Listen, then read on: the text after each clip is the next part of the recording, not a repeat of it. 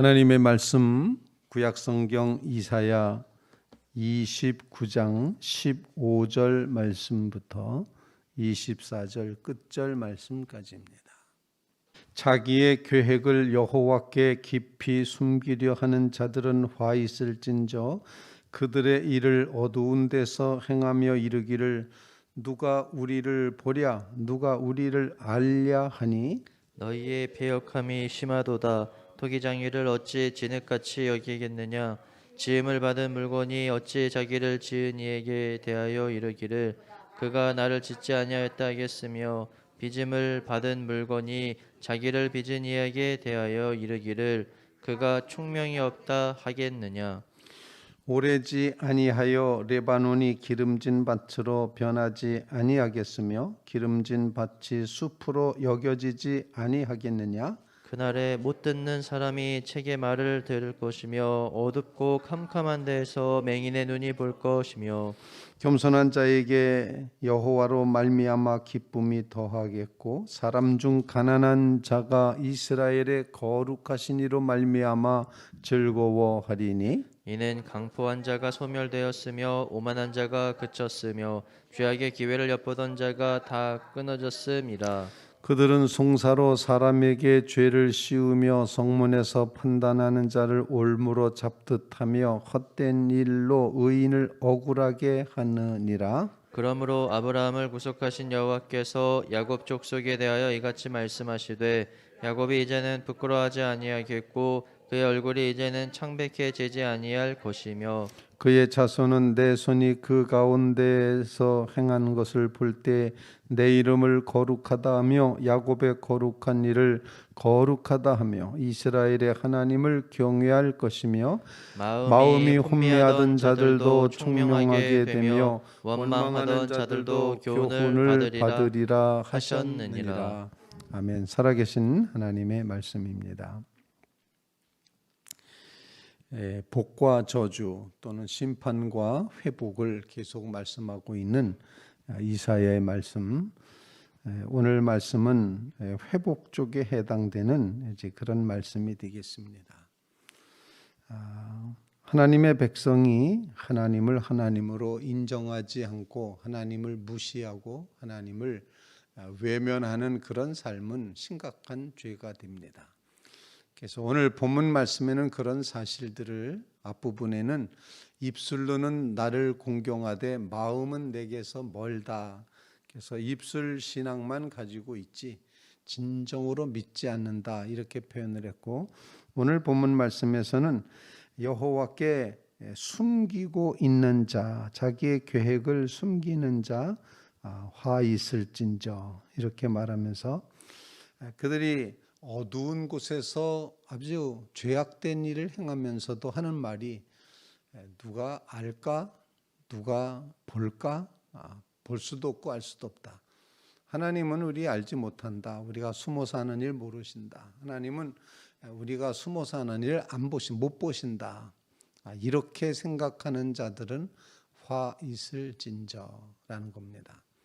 그러면서 그 다음 말씀은 하나님을 무시하는 백성들의 모습을 표현하고 있는데 토기장이를 즉 그 기술자를 진흙과 이겨진 진흙과 똑같다고 그렇게 여길 사람이 어디 있겠느냐.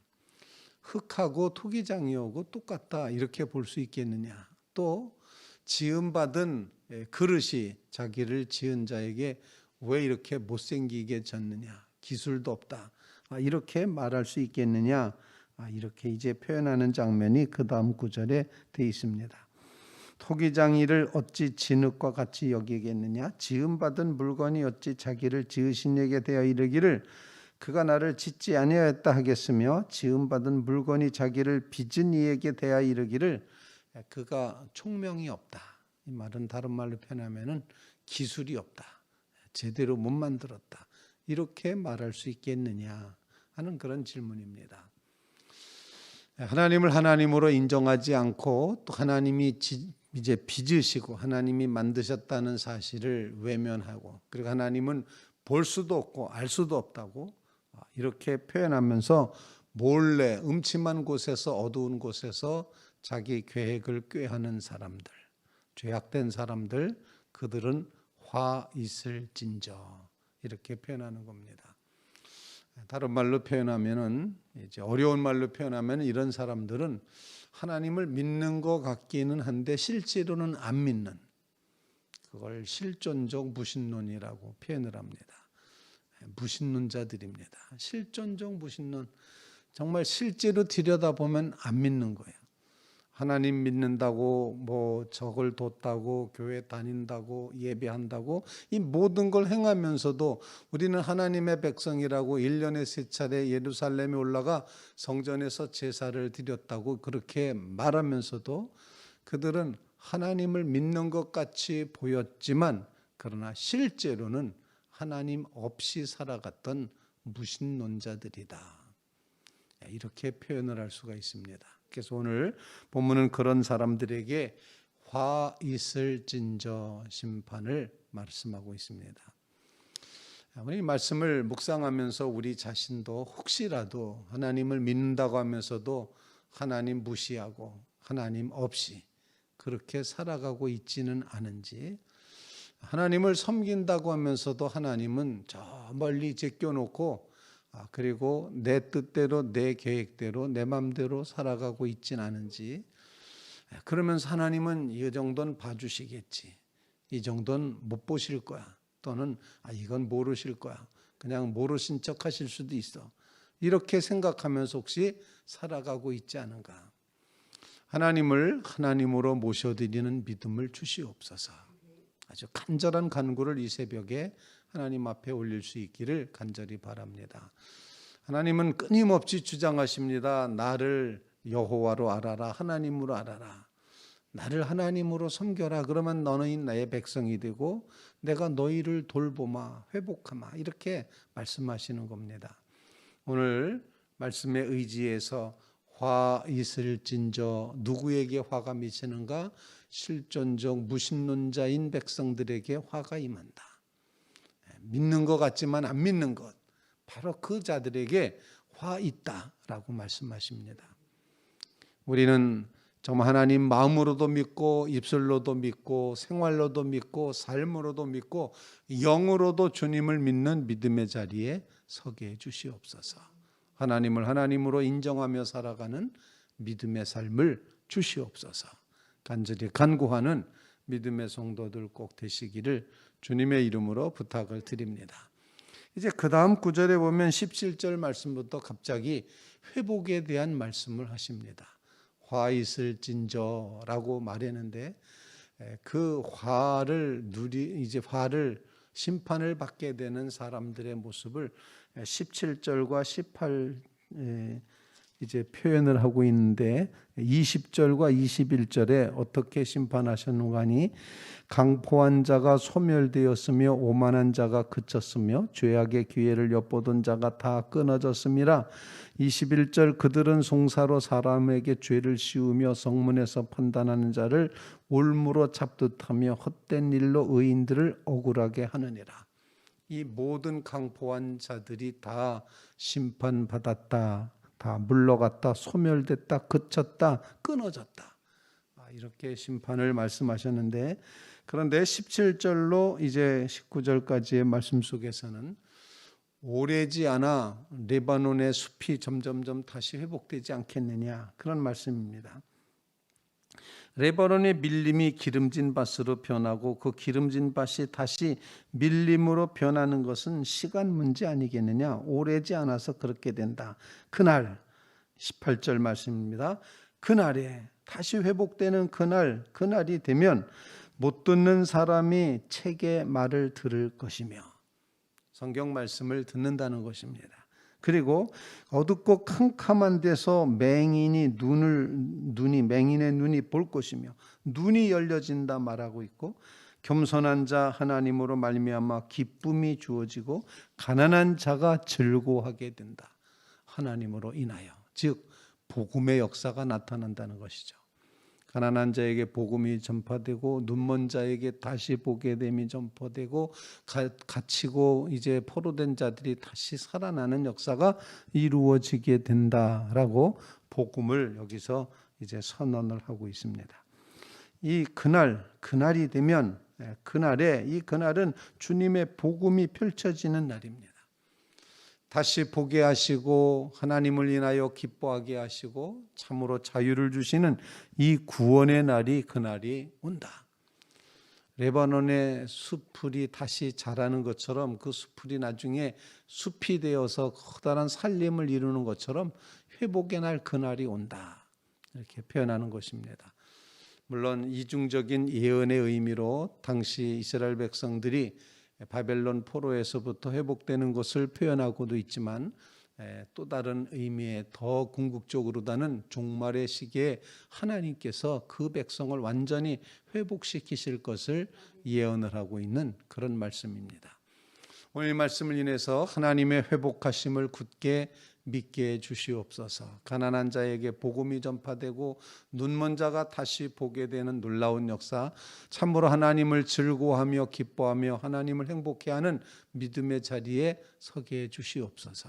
이 구원의 복음이, 예수 그리스도의 십자가의 복음이 우리에게 주어졌음을 감사함으로 받아들이고 고백하는 믿음의 성도들 다 되시기를 주님의 이름으로 부탁을 드립니다. 주님, 우리 시대에 주의 복음이 필요합니다.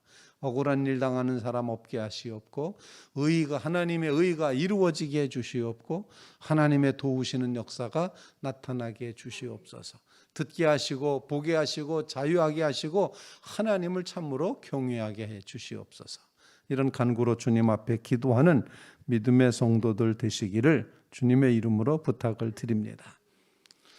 세 번째 기도 제목입니다. 바로 이제는, 옛날에는 이렇게 화 있을진저였고 그날에는 하나님이 복음을 주셨지만 이제는 어떻게 될 것? 지금 우리가 할 일을 그 다음에 표현을 하고 있습니다. 22절로 24절까지에는 이제는을 두 번씩이나 표현을 하고 있는데, 그러므로 아브라함을 구속하신 여호와께서 야곱 족속에 대하여 이같이 말씀하시되 야곱이 이제는 부끄러워하지 아니하겠고 그의 얼굴이 이제는 창백해지지 아니할 것이며 그의 자손은 내 손이 그 가운데서 행한 것을 볼 때, 하나님의 역사를 볼 때 하나님의 이름은 참 거룩하다, 야곱의 거룩한 일을 거룩하다 하며 이스라엘의 하나님을 경외하게 될 것이다.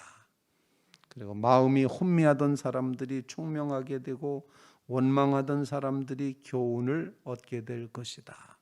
이렇게 말씀을 하고 있습니다. 이제는 하나님을 찬양하고 경외하는 역사가 이루어져야 된다라는 것입니다.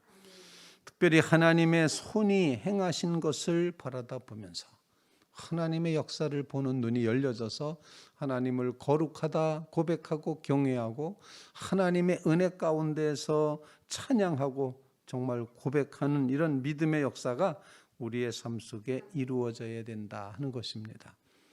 찬양하며 하나님을 경외하는 이 하루하루의 삶을 꼭 이루어 가시는 믿음의 성도들 꼭 되시기를 주님의 이름으로 부탁을 드립니다. 그 부분을 새로운 번역에서는 이렇게 표현하고 있습니다. 22절, 그러므로 아브라함을 구속하신 주님께서 곧 야곱의 족속의 주 하나님께서 이렇게 말씀하신다. 이제 야곱이 다시는 부끄러움을 당하지 않을 것이고 이제 그의 얼굴이 다시는 수모 때문에 창백해지지 않을 것이다. 야곱이 자기의 자손 곧 그들 가운데서 내가 친히 만들어준 그 자손을 볼 때 그들은 내 이름을 거룩하게 할 것이다. 야곱의 거룩하신 분을 거룩하게 받들며 이스라엘 하나님을 경외할 것이다. 그래서 마음이 혼미하던 사람이 총명해지고 거스르던 사람이 교훈을 받을 것이라. 여러분의 삶 속에 이처럼 하나님을 거룩하다 찬양하고 경외하는 이 믿음의 고백이 오늘 새벽에도 새로워지시기를 주님의 이름으로 축원을 드립니다. 하나님의 행하신 일을 꼭 바라다 보시기 바랍니다. 하나님의 손이 어떻게 역사하셨는가, 그 역사 앞에 감격하고 하나님을 경외하고 찬송하고 거룩하다 거룩하다 거룩하다 주님을 높여 고백하며 나아가는 믿음의 심령들 다 되시기를 주님의 이름으로 부탁을 드립니다. 주님 없이는 살 수가 없는 것입니다. 그 주님을 의지하는 귀한 하루 되시기를 간절히 바랍니다. 우리